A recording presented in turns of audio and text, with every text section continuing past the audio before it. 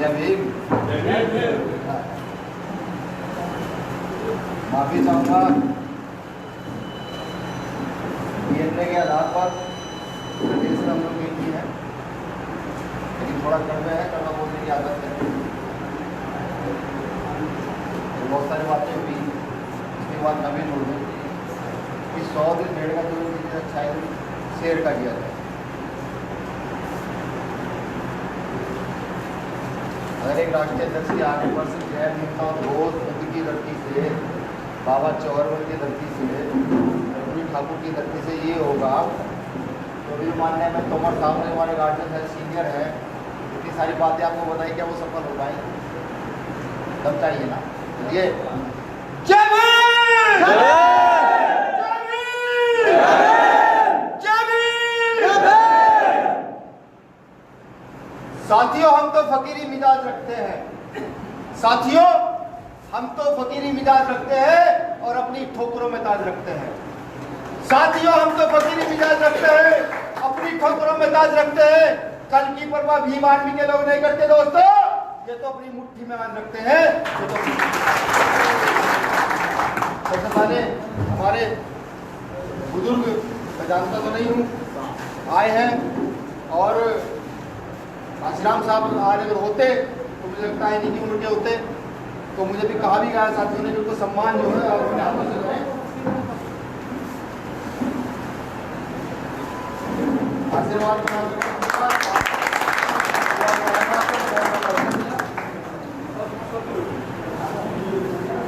आप 1-2 मिनट में व्यवस्था बना लीजिए, सब साथी बैठ जाए, सब साथी बैठ करके ये जो कैमरे आप चला रहे हैं बैठ जाएंगे, वहां से वो करें, व्यवस्था बनाइए।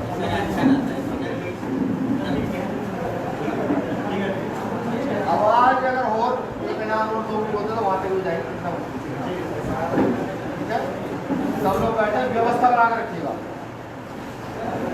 तथागत गौतम बुद्ध, संतों में संत श्रोमणी गुरु रामदास जी महाराज, संत कबीर, गुरु नानक देव, महर्षि वाल्मीकि महाराज, गुरु घासीदास जी, महात्मा विश्वनाथ जी, या वो तमाम संत जिन्होंने भारत की सरजमीन पर पैदा होकर हम अछूतों के लिए लड़ाई लड़ने का काम किया, हम अछूतों के उद्धार का काम किया, हमें मानवता सिखाने का काम किया, सामने वालों को मानवता बताने का काम किया। ऐसे प्रत्येक संत के चरणों में नतमस्तक होता हूँ, बार बार सलूट करता हूँ, नमन करता हूँ। छत्रपति शिवाजी महाराज, आरक्षण के जनक साहू जी महाराज, महात्मा ज्योतिबा फूले, पेरियार साहब, बिरसा मुंडा जी, आपके बिहार में जिनमें कर्पूरी ठाकुर साहब, जगदेव कुशवाहा साहब, मान्यवर काशीराम साहब, और जिसके कारण आज हमारा वजूद है, जिससे आज हमारी हैसियत है, जिससे हम बिहार में आके बोल पा रहे हैं, जिस ताकत शख्सियत के नाम से आज हम पूरे देश में खड़े हैं, जिस शख्सियत के नाम से हमें विश्व में पहचाना जाता है, डॉक्टर बाबा साहब अम्बेडकर, इन सभी महापुरुषों को क्रांतिकारी सलूट करता हूँ, नमन करता हूँ, और जब तक जीवन है इनका ऋण अपने पर मानता हूँ, पूरी ईमानदारी से उस ऋण को उतारने का काम करूँगा। अब मेरा नमन उस सभी को है। जब मैंने यहाँ बोलते हुए सुना बिहार के साथियों को तो लगा बिहार के अंदर नेता नहीं बनाए जाते, बिहार के अंदर नेता पैदा होते हैं। मेरा नमन है उस सभी को जिस सभी ने तथागत गौतम बुद्ध को जन्म दिया। मेरा नमन है उस सभी को जहां से शिक्षा की ज्योति फूट करके पूरे विश्व में गई। मेरा नमन है उस सभी को जहां पर मान सम्मान और समानता का पाठ पूरे विश्व को पढ़ाया गया। मेरा नमन है। मैं सलूट करता हूं सब साथियों को। बिहार में हमेशा अत्याचार हुए, बहुत अत्याचार लगातार बढ़ा। ये आज से नहीं हो रहा, बहुत दिनों से हो रहा है। यूपी में अत्याचार हुए हैं। जहां जहां जाता हूं, जहां भी अछूतों की बात आती है, वहां अत्याचार की लिस्ट पहले थी। लेकिन कुछ जगह हम लड़ते हैं, मरते हैं, वहाँ हमारे ऊपर किए गए अत्याचारों का पता लगता है। बहुत सारी जगह है जहाँ हम लड़ते नहीं हैं, झगड़ते नहीं हैं, वहाँ हम पर हुए अत्याचार और बलात्कारों को नहीं मानते। मैं शुक्रिया भी अदा करूँगा बिहार के उन तमाम साथियों का जिन्होंने यहाँ इतने मान सम्मान से बुलाया, इतना सम्मान दिया, बोलने का मौका दिया, अपनी बात रखने का मौका दिया। एक भीम आर्मी के छोटे से कार्यकर्ता को पूरा मान सम्मान दिया और कहा आइए हम आपकी बात सुनना चाहते हैं कि आप चाहते क्या। जिसमें प्रमुख हमारे साथी दीपक सम्राट अध्यक्ष है जो शिवांग के। मैं बता दूं दीपक, मैं कभी भी किसी सभा में बहुत कम लोगों का नाम लेता हूं, मैं नाम किसी का नहीं लेता, ये मेरी अपने खुद का दुश्मन है। हमारे साथी हैं फरहान अम्बेडकर जी, बहुत क्रांतिकारी साथी हैं। हमने कई बार उनको सुना तो पता लगा कि मान्यवर काशीराम साहब को जब मानने वाले से जबरदस्त लोग बिहार में हैं तो बिहार से हम लोगों को कोई बैक नहीं कर सकता। आचार्य रवि जी जो संचालन कर रहे हैं, माननीय नेमत आजाद खान साहब जिला महासचिव हैं, रवि रतन जी कोषाध्यक्ष, सुनील रंजन जी, भूपेंद्र भारती जी, दिलीप दिनकर जी, एहसान साहब जी, गजेंद्र बोध जी, अंगद जी, गणेश भाई जी और वो तमाम साथी जो यहाँ पर आया हुआ है प्रत्येक गांव से, प्रत्येक जिले से, उसका मैं हृदय की गहराई से धन्यवाद करता हूँ, नमन करता हूँ। जब आप लोगों को सुन रहा था, सोच रहा था कि क्या बोलूँगा, तो कार्यकर्ता हूँ और अभी सीखने की प्रक्रिया में मैं खुद हूँ, सीख रहा हूँ आप सब लोगों से। अभी जैसे एहसान भाई बोले, हमारे सीनियर गार्जियंस हैं, ML तोमर साहब, बहुत लंबा जीवन बामसेक में गुजारा और बहुत सारे प्रदेशों में जाकर मूवमेंट बनाई। अभी जो हिमांशु वाल्मीकि जी का नाम दिया जा रहा था, वो दिल्ली के प्रदेश अध्यक्ष है, यहाँ के चुनाव प्रभारी जिनको बनाया गया है, इनके विषय में बता दूँ, जिस समय लॉकडाउन था पूरी दिल्ली से अगर रात को 2 या 3 बजे कहीं से फोन इनको आ गया कि भैया भूखे हैं, तो 1 घंटे में कहीं से उन्होंने कुछ किया है, वहाँ व्यवस्था करके दीजिए। और सब जानते हैं पूरे देश में काम करने वाले लोग आके यूपी, बिहार और झारखंड के लोग सबसे ज़्यादा पूरे देश में काम करने वाले हैं। मोस्टली 60% लोग बिहार के दूसरी जगह काम करते हैं, अदर प्रदेशों में काम करते हैं। दिल्ली में पूरी मदद करने का काम किया, जो कुछ कर सकते थे, जितनी ताकत से काम कर सकते थे किया। तो मैंने एक बार कहा भी, भैया कोरोना हो जाएगा, मर जाओगे यार। जवाब उनका आता है कि भैया इतने सारे लोग इलेक्ट्रिक के घटना मर जाते हैं, इतने सारे लोगों को काट दिया जाता है, इतने सारे लोगों को मार दिया जाता है कि अगर कोरोना से मैं मरता हूँ समाज की सेवा करते हुए तो मैं जानता हूँ भीम आर्मी का कार्यक्रम हूँ, पूरे देश में मुझे याद किया जाएगा। वाह, ये बहुत समर्पित तरीके से काम किया है। कुछ साथियों के सवाल आए जब लगातार आगे बढ़ रहे थे, कहते थे नौसखिया लड़के क्या कर पाएंगे, कैसे आगे बढ़ेंगे। लेकिन एक धुन थी माननीय काशीराम साहब को पढ़कर, बाबा साहब को पढ़कर, भोले साहब करियार साहब को पढ़कर, कर्पूरी ठाकुर साहब को पढ़कर एक धुन थी कि कुछ करना है, करके दिखाना है। तो कुछ साथियों ने कहा कि कैसे चलोगे, इतना बड़ा देश में कंपटीशन है, किस प्रकार से चल पाओगे। तो उस समय कोई जवाब नहीं था। आज जवाब है, आज जवाब है कि ML तोमर साहब जो 70 के आसपास होने जा रहे हैं, काम देख करके आकर कहते हैं कि अब मेरा आशीर्वाद भी तुम ही लोगों को मिलेगा, जब तक जीवन है। भीम आर्मी पार्टी के नाम मैंने कार्रवाई कर दिया है और पूरी ताकत से मैं दिखाऊंगा चला कर इस देश में। एहसान साहब आ जाते हैं, वो भी यही कहते हैं और अनेकों काशीराम साहब के किए गए कैडर आज भीम आर्मी में आकर शामिल हो जाते हैं, बिना बताए कैडर करते हैं, देश के अंदर एक लड़के को समझाने का काम करते हैं। दिल को सुकून मिला।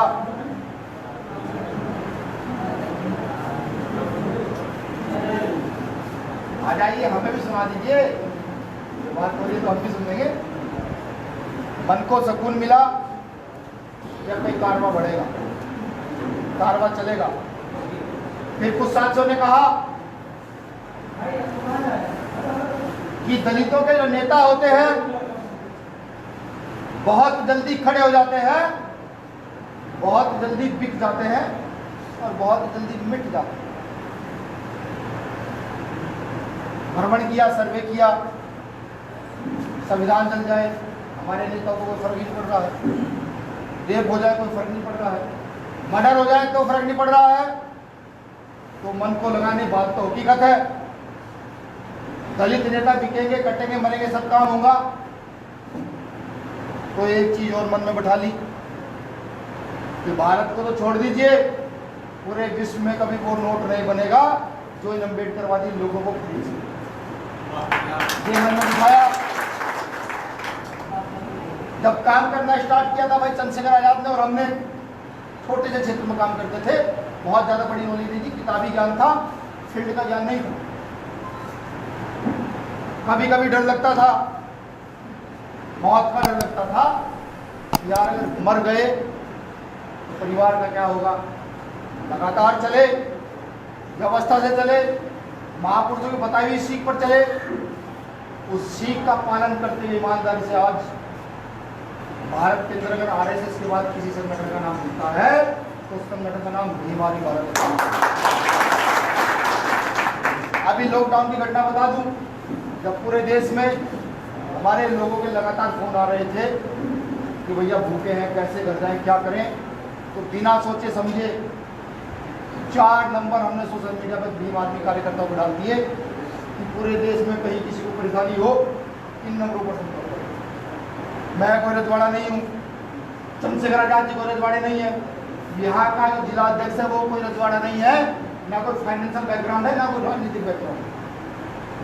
फिर भी समाज के भरोसे वो नंबर डाल दिए, जानते थे कि हमारे भाई हमारी बात सुनते हैं। पूरे देश में मदद हुई है, पूरे देश में रोटी भिजवाई गई है, खाना भिजवाया गया है, और परेशान इतना बड़ा पड़ा कि इस देश की बड़ी राजनीतिक पार्टियों को सड़क पर उतरकर खाना लेकर के सड़क पर लोगों को। आरएसएस 3 घंटे का कार्यक्रम दिल्ली से ऑर्गेनाइज करता है, जब देखता है कि भीम आर्मी ने कहर मचा दिया है, जहां कार्यकर्ता थे वहां खाना गया है। 22 राज्यों में तो भीम आर्मी का संगठन मैंने खड़ा किया है, और पूरे देश के अंदर भीम आर्मी का कार्यकर्ता बैठा हुआ है। पूरे देश के पूरे देश का ऐसा कोई जिला नहीं जहां भीम आर्मी का कार्यकर्ता ना हो। मैं तोमर साहब को भी एक आश्वस्त करा दूं, क्योंकि एमएल तोमर साहब यहाँ के मुख्य चुनाव प्रभारी है और मैं भीम आर्मी का इतना सा कार्यकर्ता, मैं आपको भीम आर्मी की तरफ से आश्वस्त कराता हूँ कि जब भीम आर्मी के कार्यकर्ता निकलेंगे तो बिहार से जो क्रांति की धरती है, जो बुद्ध की धरती है, अशोक की धरती है, यहाँ से आजाद समाज पार्टी कुछ न कुछ लेकर आप लोग जाएंगे।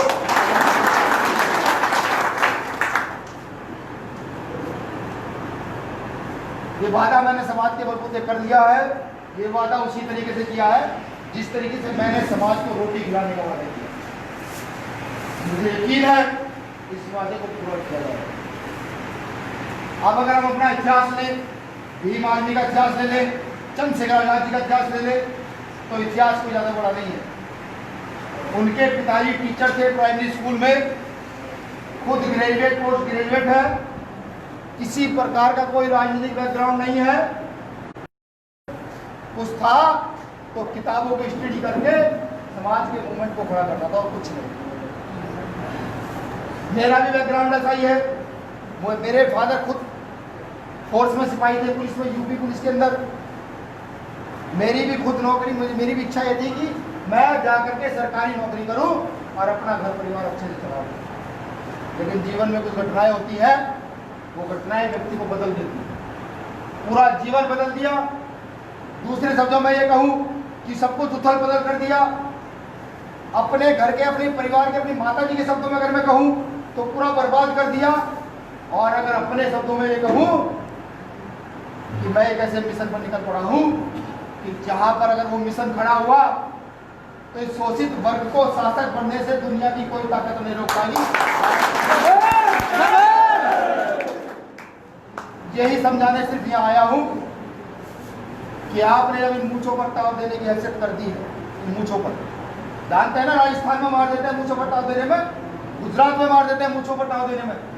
तो जब इन मूंछों पर ताव देने की आपने हैसियत बना दी है, अब हैसियत इतनी बना दीजिए इस देश में व्यवस्था अगर चाहे जिस हार्मोन के लोग मोड़े, ये 5% लोग, 3% लोग जो बैठे हुए हैं वो ना मोड़े। इस देश की अर्थव्यवस्था जो आज पूरी उन्होंने अपने अधीन कर दी है, ये बहुजन समाज के लोगों के हाथों में कैसे आएगी सोचिए।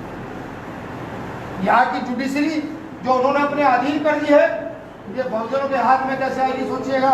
हम दो बात जानते हैं, कोई कलम की भाषा समझता हो तो कलम की समझे, और कोई डंडे की भाषा।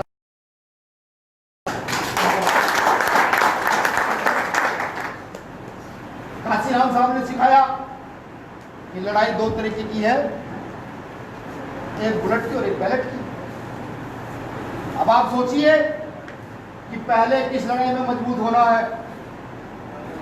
बुलेट की लड़ाई तो बिहार में हर गांव में होती है, बिहार का इतिहास है, बुलेट की लड़ाई हर गांव में होती है। लेकिन अगर एक बार बैलेट की लड़ाई में सफल हुए तो 4-5 साल से भीम आर्मी के कार्यकर्ता अपना घर फूंक करके समाज की निरंतर सेवा कर रहे हैं, एट्रोसिटी जिला से झगड़े में जा रहे हैं, पुलिस पर पिट रहे हैं। कैमूर की घटना मेरे याद है, कैमूर में हुई थी वो गांव वाली घटना जहां पर चौकी जला दी गई थी। याद है रात को 1:30 बजे गुड़िया का फोन आता उस गांव से मुझे कि भैया लाइट लगा दी गई है, पुलिस हटा दी गई है।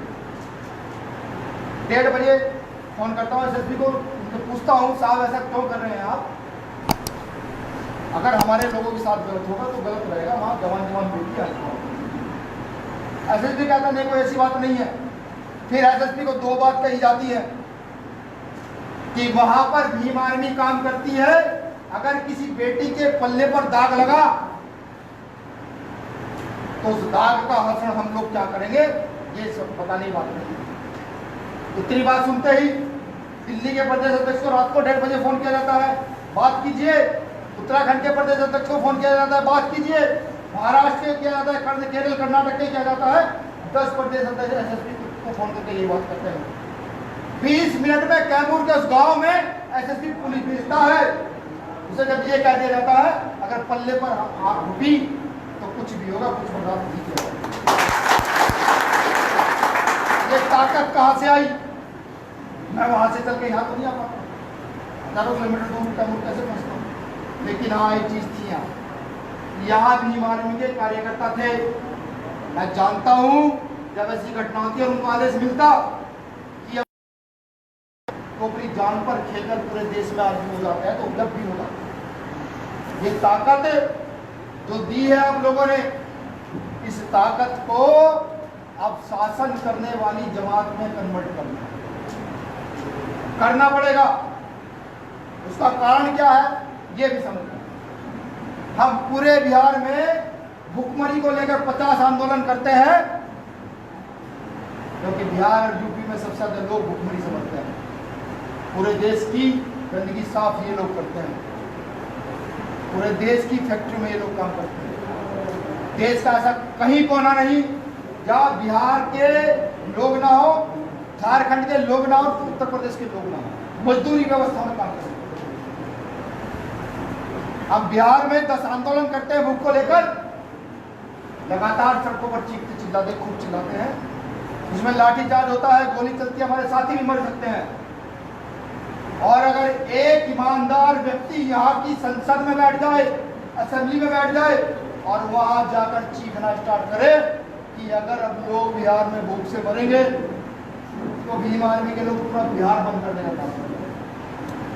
ये ताकत है राजनीति, ये हमें बनानी पड़ेगी। खास तौर से आज की बहुजन राजनीति को जिस प्रकार से परिवारवाद में प्रत्येक प्रदेश में ढाल दिया गया है, किसी भी प्रदेश की बात को जो बहुजन नेता है, पारिवारिक राजनीति उन्होंने बना दी है प्रत्येक जगह, जबकि राजनीतिक क्षमता अनुसार होनी चाहिए। राजनेता अगर हमें कोई चाहिए तो मान्यवर कांशीराम साहब जैसा चाहिए, राजनेता अगर हमें कोई चाहिए मान्य कर्पूरी ठाकुर साहब। अब सवाल ये है वो नेता आएंगे कहां से? एसी के कमरों में पैदा हुए लोग, एसी के कमरों में बैठे हुए लोग, एसी से सारी उपज उनकी हुई। वो नेता जमीन की लड़ाई नहीं समझते। ये जो मूवमेंट हम चला रहे हैं, ये गरीबों का, भूखों का, नंगों का, किसानों का मूवमेंट है।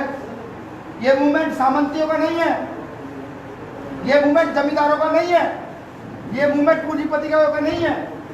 ये मूवमेंट है गरीब किसान भूखे का मूवमेंट है, ये शोषित का मूवमेंट है।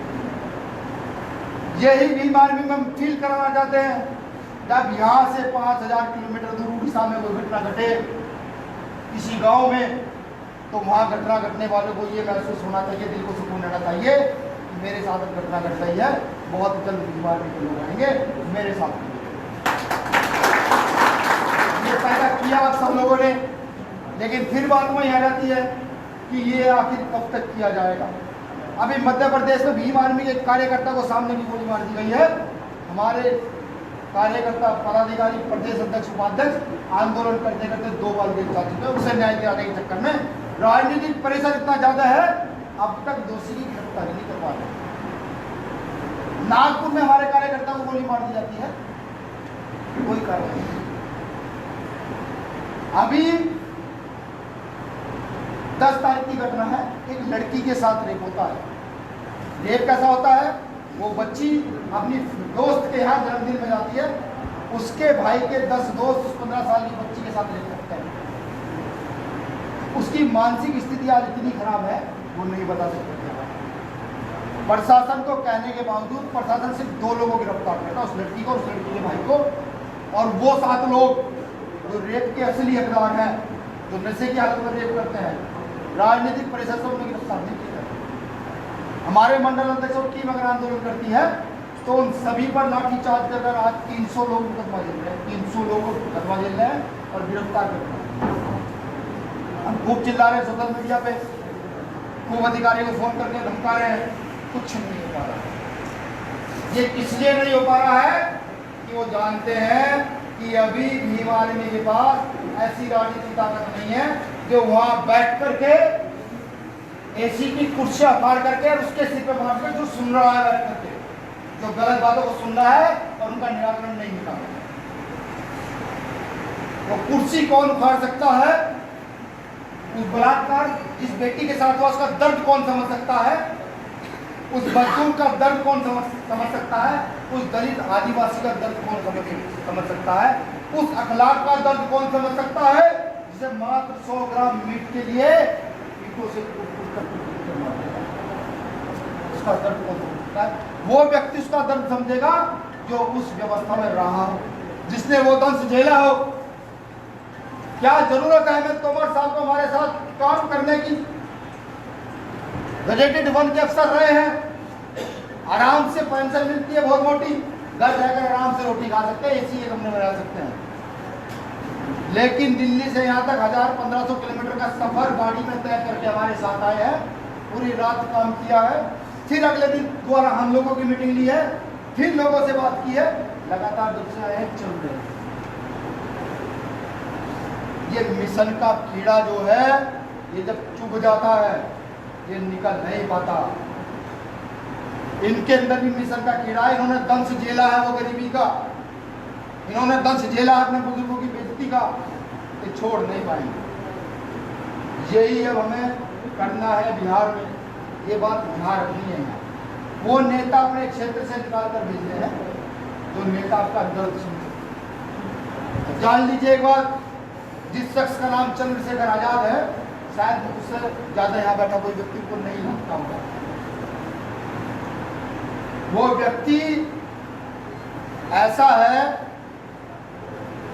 कि समाज के लिए अपनी गर्दन कटवा दे, आदत है उसकी, कितना बड़ा आदमी हो जाए। और चाहे आज विदेशों में लोग जानते हैं, सारी दुनिया में लोग जानते हैं, ऐसा कोई देश नहीं है जहाँ से फोन ना आते हो। लेकिन आज भी वो आदमी जो है ना आंदोलन के निकलता है, मैं कहता हूँ भैया कोई गोली मार देगा, खत्म कर देगा तुम्हें। तुम जरा सी बात पर उठते हो और सड़क पर आ जाते हो, तुम जरा सी बात पर लखनऊ चले जाते हो, तुम मुरादाबाद पहुंच जाते हो, जहाँ घटना होती है वहां पहुंचने की कोशिश करते हो, कोई गोली मार देगा यार। तो जवाब एक ही रहता है कि जब तक जिंदा हूँ इन चीज़ों के खिलाफ आवाज़ उठती रहेगी। और इतने लोग पैदा कर दिए हैं दिल्ली कि जिस दिन मर गया 1 लाख लोग होंगे उस समाज को खाने वाले।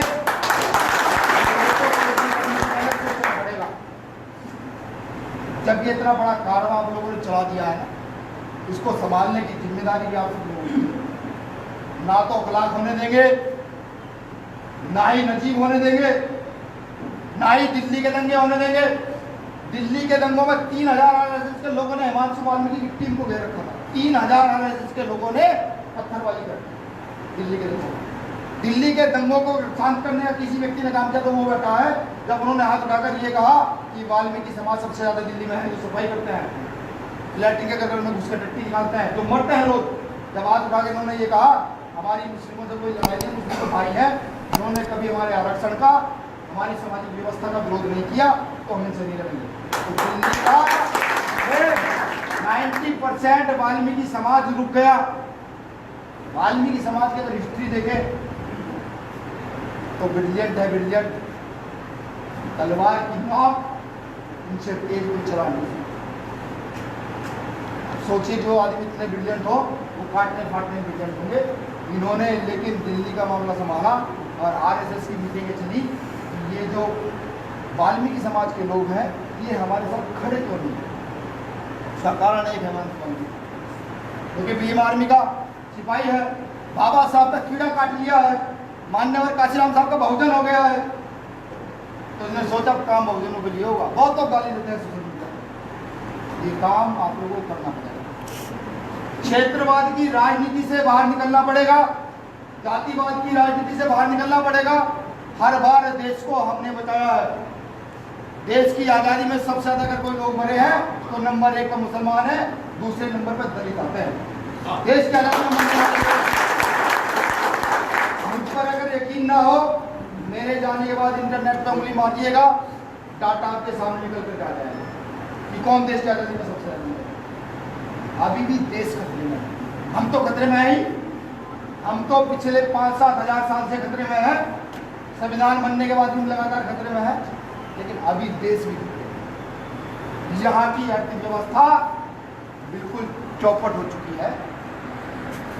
सामाजिक व्यवस्था तो पहले से चौपट थी, यहाँ की जो बची खुची न्यायिक व्यवस्था थी वो भी बिल्कुल चौपट कर दी गई है। और अगर देश को दोबारा गुलामी की ओर जाने से बचाना है, यहाँ के सवर्णों को भी अगर बचा कर रखना है, तो हम लोगों का काम करना जरूरी हो गया है। हम लोगों का विपक्ष में बैठना जरूरी हो गया है। ऐसे लीडरों का विपक्ष में बैठना जरूरी हो गया है जो वहाँ दहाड़ कर अपनी बातों को रख सके और इनकी गलत नीतियों पर रोक लगा सके। ये BSNL को जो बचा सके बिकने से, जो रेलवे को बचा सके बिकने से, जो बचा सके यहाँ के एयरपोर्ट को बिकने से, उन लोगों की जरूरत है। चीजों का लगातार प्राइवेटीकरण किया जा रहा है, हमें जानकारी नहीं है। अंबानी जी को कह दिया गया है कि जितना तेल की व्यवस्था वो सारी आपकी, कोयले की व्यवस्था वो सारी आपकी, मैग्नीशियम की व्यवस्था वो सारी आपकी, पेट्रोलियम की व्यवस्था वो सारी आपकी। यानी कि मेरी इनकम का अब जितना प्रतिशत होगा वो मान्य यहाँ के पूंजीपति जो बैठे हुए हैं, अंबानी ग्रुप ऑफ कंपनी उनका होगा, टाटा ग्रुप ऑफ कंपनी उनका होगा। सारी चीजें बिक जाएंगी, प्राइवेट हो जाएगी। अब मेरी मर्जी, मेरी पेन की फैक्ट्री है, अकेला मैं पेन बेचने वाला हूँ, मैं 5 रुपए का पेन 20 में बेचूँ या 50 में बेचूँ, मेरी मर्जी। क्या करूँगी? मुकदमा करोगे करो, सरकार सबका शासन उनका है। ये चीजें छोटी छोटी चीजें समझने की चीजें। बिहार का कुछ क्षेत्र ऐसा है जहां मामला बाढ़ग्रस्त रहता है। क्या सरकार के पास ऐसी कोई व्यवस्था नहीं है कि उस क्षेत्र को बचाया जा सके? हर साल कितने का नुकसान होता होगा? कई सौ करोड़ का हर साल का नुकसान होता होगा लोगों का, लेकिन सरकार व्यवस्था नहीं करना चाहती। देखिए, अगर साफ स्वच्छ राजनीति को जन्म देना चाहते हैं और ये चाहते हैं कि अच्छे लोग लगातार निकलकर आगे की ओर चले और देश की सही स्थिति से वाकिफ कराएं, तो अपने बीच से लोगों को आपको भेजना पड़ेगा। और अगर आप सिर्फ उन्हीं लोगों के पीछे लगे रहेंगे जो परिवारवाद की परिपाटी पर कदम रख चुके हैं, जिनके आज पिता नेता है, कल वो नेता होंगे, परसों उनके बच्चे नेता होंगे, तो हम तो इस चीज का पुरजोर विरोध करते हैं, पूरे देश में विरोध करते आए हैं, यहाँ भी विरोध करेंगे, पूरी ताकत से विरोध करेंगे, क्योंकि हम लड़ने वाले लोग हैं, हारने वाले लोग हैं। अब एक छोटा सा ये कि आजाद समाज पार्टी को बनाने की जरूरत क्यों पड़ी? भीम आर्मी बनाने के बाद हमने सोचा लगातार काम करते हैं